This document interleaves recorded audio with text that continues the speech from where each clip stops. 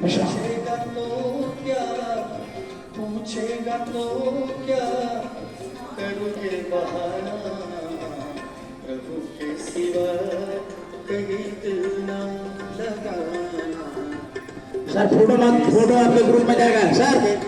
अरे करिए ना अभ्यास, फोटो एक समय कम रहता है सर, वो आपके पास जाएगा ग्रुप में, बैठिए अपना करिए। फोटो वोटो नहीं लीजिए, सेल्फी मत लीजिए, ये फोटो आपके ग्रुप में सब जाएगा।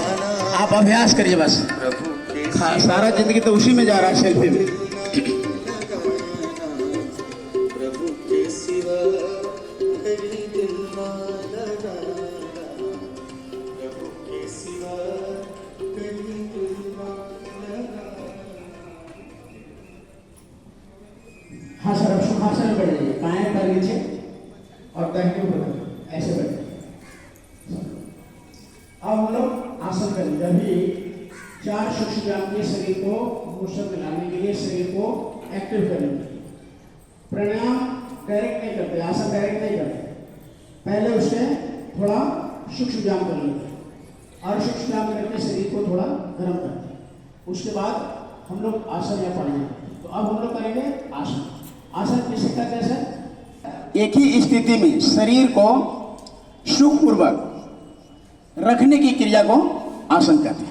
शरीर को एक ही स्थिति में स्थिर सुखपूर्वक रखने की क्रिया को हम आसन कहते हैं। तो कल हम लोगों ने आसन किया था, तो कल तो थोड़ा कम थे, आप लोग बाद में आए, रजिस्ट्रेशन कराए, इसका मतलब कल। चलिए सर, अब हम पहला आसन का नाम है पद्मासन। इससे क्या लाभ मिलता है सर? ये ब्रेन को बहुत काफी तेज करता है।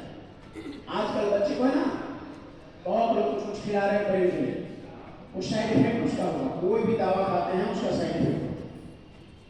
लेकिन हमारे महापुरुषों ने ऐसा विज्ञान रखा, ऐसा ये साइंस है, ये शरीर का विज्ञान है सर, योग और मन का विज्ञान है, और फिर आत्मा का। ये बहुत पुराना विज्ञान हमारे भारत का था।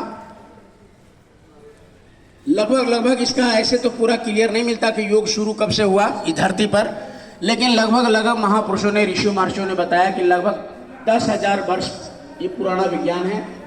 इसको आपने रामायण में भी देखा होगा, विश्वामित्र जी महाराज ने भगवान राम को अपने कुटी में, अपने गुरुकुल आश्रम में उनको अभ्यास करा रहे। फिर आपने देखा होगा महाभारत के काल में अर्जुन को भगवान कृष्ण ने, सर यहाँ भाषण न दीजिए सर, भारत काल में भी देखा होगा कि अर्जुन ने भगवान कृष्ण से इस योग के बारे में पूरे गीता में आप देखेंगे कर्मयोग, ज्ञान योग की चर्चा है। और हड़प्पा की खुदाई हुआ सर, मोहनजोदड़ो की, तो उसमें पत्थर की मूर्तियां आसन करते हुए, प्राणायाम करते हुए मिला। तो इसका मतलब यह है कि ये विज्ञान है बहुत पुराना। जब से इस विज्ञान को हम लोगों ने छोड़ा है सर, आज घर घर नहीं, जन जन बीमारी हो गई। अब आप चले जाइए हॉस्पिटल, नौजवान बच्चे और बच्चे हॉस्पिटल में पड़े हुए। बाकी ये कोई रोग भारत में नहीं था। हमारे बुजुर्ग सर भी इसमें बैठे हुए, पूछिए जब वो छोटे रहे होंगे इतने हॉस्पिटल नहीं थे।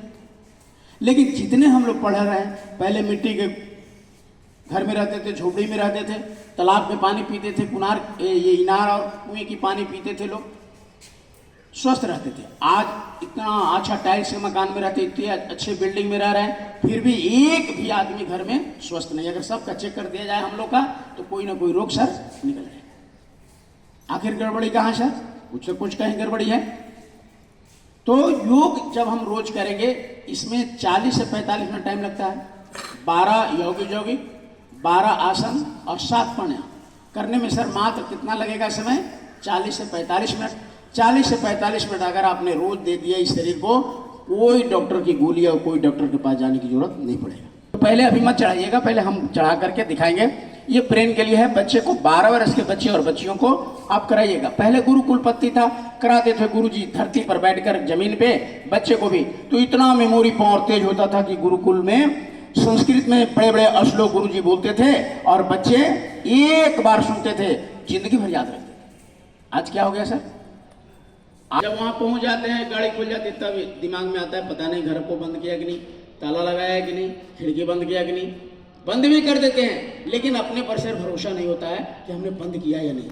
ये फॉरगेट की बीमारी नौजवानों में भी आजकल हो रहा है, तो ये दूर करेगा। कैसे करना है देखिए, ऐसे दोनों पैरों को चढ़ा लिया, घूमना चाहिएगा, ऐसे चढ़ा लिए और ये 3 उंगली सीधा और ये वाला उंगली इसको टच किया, इसको ज्ञान मुद्रा कहते हैं। ऐसे एक गैड सीधा, छाती बाहर की तरफ, आंख बंद करके अपने परमात्मा को, प्रभु को, खुदा को, गॉड को एकाग्र हो गए अपने आप अंदर में, बाहर मुखी नहीं अंदर मुखी हो गए। चलिए सब लोग लगा लीजिए। जिनका नहीं चढ़ेगा सर उनको क्या करेंगे, एक पैर चढ़ाएंगे, एक पैर चढ़ा लीजिए, हाँ, और दोनों चढ़ जाए तो दोनों चढ़ा लिया। रीढ़ की हड्डी सीधा, छाती बाहर की तरफ करके आंख बंद करके अपने भीतर प्रभु परमात्मा का ध्यान लगाइए। तो